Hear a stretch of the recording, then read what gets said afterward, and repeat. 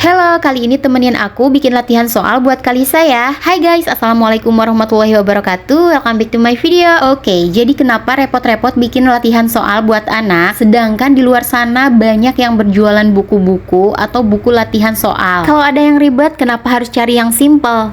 Enggak deng. Jadi gini guys, aku tuh lebih suka bikin latihan soal sendiri buat Kalisa karena memang menurut aku itu lebih efektif. Bukan berarti buku latihan soal yang diperjualbelikan di luar sana itu kurang efektif. Aku juga pernah membeli bukunya kok. Apalagi sekarang tuh banyak banget buku-buku yang bagus yang dijual belikan. Tapi karena memang aku suka membuat soal buat Kalisa, dan menurut aku itu nggak ribet dan nggak bikin mengganggu aku juga. Dan yang paling penting, aku senang melakukan itu untuk anakku sendiri. Dan dengan membuat soal sendiri tuh aku jadi tahu kemampuan Kalisa sampai mana, terus juga progres Kalisa itu sampai mana. Aku jadi tahu dengan membuat soal sendiri gitu. Aku juga senang membuatnya dan banyak juga kok contoh-contohnya, jadi nggak begitu sulit dan menurut aku ini menyenangkan juga loh guys. Tapi karena pegawaian sih pengangguran banyak acara tea, tahu nggak sih?